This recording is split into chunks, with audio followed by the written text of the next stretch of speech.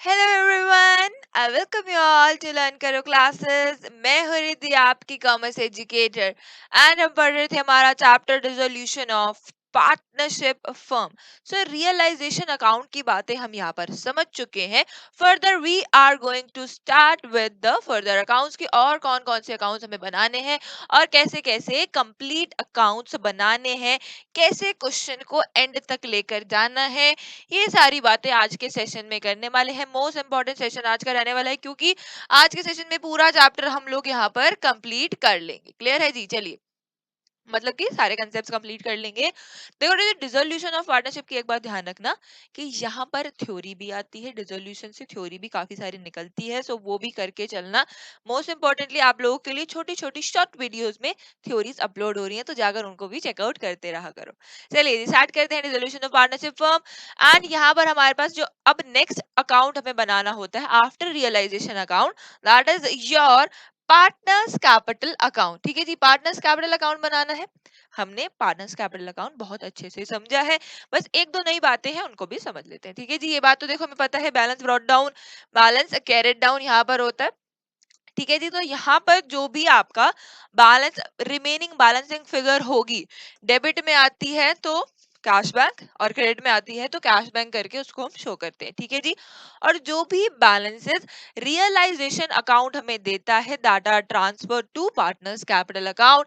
Debit balance is transfer to credit side, and जो भी credit balance होगा यहाँ पर ट्रांसफर कर देंगे। ठीक है जी, जैसे कि हमने रियलाइजेशन अकाउंट में देखा था कि कभी कभी पार्टनर्स जो हैं वो एसेट भी ले लेते हैं, तो अगर कोई एसेट टेकन ओवर किया गया है किसी पार्टनर ने, तो वो भी हम यहाँ पर शो करेंगे। क्योंकि आपने देखा होगा, जब हमने रियलाइजेशन अकाउंट में सीखा था टू एस कैपिटल अकाउंट कभी कभी करना पड़ता है, जब कोई एसेट कोई पार्टनर खुद ही ले जाता है या फिर कोई लाइबिलिटी कोई पार्टनर ही पे करता है, तो वहां पर S capital account B's capital account आता है ना, तो that will be transfer to partners capital account. Very clear?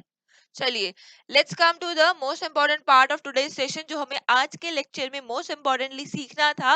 वो क्या है? Loan account. So loan account क्या होता है? जब भी फर्म ने पार्टनर से लोन लिया होता है, ठीक है ना, जब भी पार्टनर से लोन लिया होता है, तो वो लोन देखो पे तो करना ही पड़ता है। देखो, लोन के बारे में हमने सुना है कि लोन इज अ चार्ज, तो at any cost loan is to be paid. देखो, लोन को तो पे करना ही पड़ेगा, तो लोन अकाउंट भी इसीलिए हम मेंटेन करते हैं। चलिए, तो लोन अकाउंट के लिए स्पेशल अकाउंट बनाया जाएगा। सबसे पहले तो जो भी बैलेंस हमें दिया होगा वो हम ट्रांसफर कर देंगे।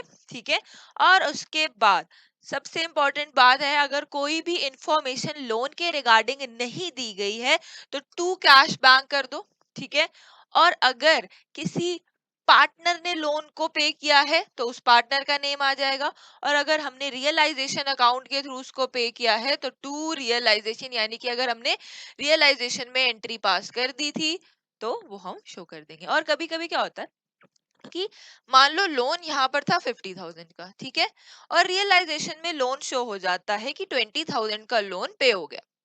20,000 का लोन हमने निकाल दिया, बट जितना रिमेनिंग रह जाएगा वो हम शो कर देंगे। वो कहाँ से जाएगा? हमारे कैश और बैंक के बैलेंस से 30,000 को निकाल दिया जाएगा। क्लियर है ये बात हमें? लोन अकाउंट इजी है या नहीं? बहुत इजी है, ये बात हमें क्लियर हो गई। और क्या क्या हो सकता है यहाँ पर? अगर किसी पार्टनर ने लोन पे किया या फिर किसी पार्टनर ने एसेट ही ले लिया लोन के बदले, तो वो भी यहाँ पर शो कर दोगे टू रियलाइजेशन करके। क्लियर है जी? चलिए, let's come to the further part कि अब लास्ट अकाउंट देखो क्या बनाना होता है हमें, कैश एंड बैंक अकाउंट। सो यहाँ पर क्या होता है, डिसोल्यूशन अकाउंट में बैलेंस शीट नहीं बनाई जाती। बैलेंस शीट तो जो लास्ट ईयर की बैलेंस शीट थी उसके थ्रू हमने सब कुछ बेच दिया, जो बेचना था वो बेच दिया और जिसकी पेमेंट करनी थी वो कर दी। अब कोई बैलेंस शीट नहीं बची क्योंकि फर्म का दिवालिया निकल चुका है। ठीक है, सो यहाँ पर सिर्फ हम कैश बैलेंस को मिलाएंगे, जितना बैलेंस, अगर कोई रिमेनिंग बैलेंस होगा तो वो पार्टनर्स अपने घर ले जाएंगे, और अगर कोई बैलेंस नहीं बचता तो, यानी कि अगर कोई लॉस हो जाता है तो वो पार्टनर्स की पॉकेट से निकाला जाएगा। क्लियर है जी? चलिए, तो यहाँ पर देखो बैलेंस ब्रॉट डाउन आ जाएगा। क्लियर है? बैलेंस ब्रॉट डाउन आ जाएगा, और जो भी रियलाइजेशन में हमने टू बैंक करके एंट्रीज करी थी और बाय बैंक करके एंट्रीज करी थी वो ट्रांसफर हो जाएंगी, डेबिट की क्रेडिट में और क्रेडिट की डेबिट में। क्लियर है? जो भी बैलेंस बचेगा रिमेनिंग, ठीक है, जो भी बैलेंस रिमेनिंग बच जाएगा that will be transfer to partners capital account.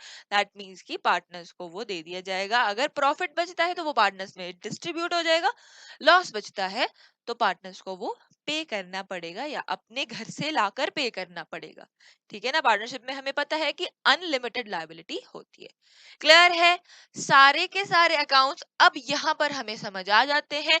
कुछ क्वेश्चंस देखेंगे ताकि हमें कंप्लीट क्लैरिटी आ जाए डिसोल्यूशन ऑफ पार्टनरशिप फर्म की। चलिए ठीक है जी, ये देखो हमें बैलेंस शीट दी हुई है। ठीक है, साथ के साथ कुछ इंस्ट्रक्शन, कुछ एडजस्टमेंट्स दी गई हैं कि देखो क्या हुआ, स्टॉक जो था तुम्हारा 54,800 का उसको निकाल दिया 45,000 में, मशीनरी को बेच दिया 20% less than book value, debtors को बेच दिया 35,000 में, और ऐसे ऐसे एडजस्टमेंट करी गई। क्रेडिटर्स जो है वो मान गए कि चलो हाँ आप हमें पैसे दे दो, कोई बस आप दे दो, चाहे 5% लेस पे दे दो, एक्सपेंसेस जितने हुए that will be shown on the debit side of your realization account। so start करते हैं फर्दर क्वेश्चन को। तो देखो जी, एक बात मुझे सोच के बताना कि जब किसी की बैंक्रप्सी हो जाती है या कोई भी दिवालिया निकल जाता है, तो उस कंडीशन में हम लोगों को ये बात समझ आती है कि अभी उस पर्सन से आप क्या एक्सपेक्ट करते हो कि अगर यार इसने मेरे 10,000 देने थे ना, ये मुझे 8 भी दे दे, ये मुझे 5 भी दे दे, बस दे दे, ऐसा ना हो कि जीरो हो जाए मेरा बैलेंस। तो उस टाइम पे एडजस्टमेंट वाली कंडीशन कहीं ना कहीं से बन जाती है। चलिए सो क्वेश्चन को सॉल्व करेंगे। सबसे पहले तो सारे के सारे एसेट्स उठा के ले जाएंगे डेबिट साइड में। डेबिट साइड में यहाँ पर आ जाते हैं सारे के सारे एसेट्स। क्लियर? आर क्रेडिटर्स है, यहाँ पर क्रेडिटर्स है लायबिलिटी साइड में, तो क्रेडिट साइड में क्रेडिटर्स हमने शो कर दिया। और हमने देखा कि डेटर्स के पास तो प्रोविजन भी है। फर्स्ट सेशन में मैंने आप लोगों को बताया था कि डेटर्स तो जाएंगे एसेट्स के साथ ही, बट अगर कोई प्रोविजन है तो वो क्रेडिट साइड पर लेकर जाना पड़ेगा। ठीक है, चलिए यहाँ पर हमने ट्रांसफर कर दिया। अब क्या हुआ, एसेट्स को रियलाइज किया गया। एसेट्स को रियलाइज कितने अमाउंट में किया गया?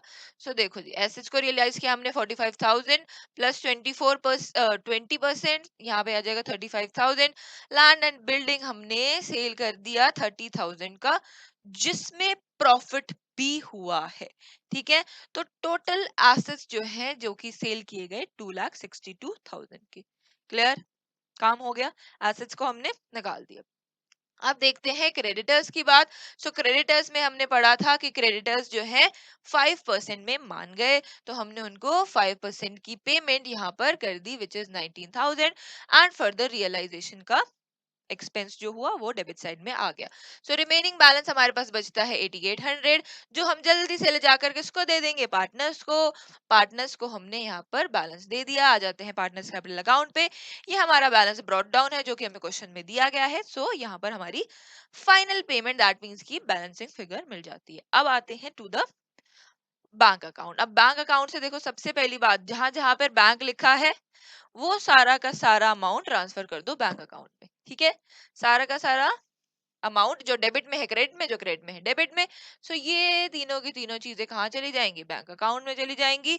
और यहाँ पर पहुंचने के बाद जो भी पार्टनर्स कैपिटल के पास कुछ बैंक का बैलेंस है, यस बिल्कुल है, सो ये भी हम ट्रांसफर कर देंगे टू बैंक अकाउंट। ये काम हमारा हो जाएगा एंड बैलेंस शीट हमारी यानी कि कैश एंड बैंक अकाउंट हमारा हो जाता है मैच। क्लियर है? समझ आया हमें एक क्वेश्चन बहुत बहुत अच्छे से।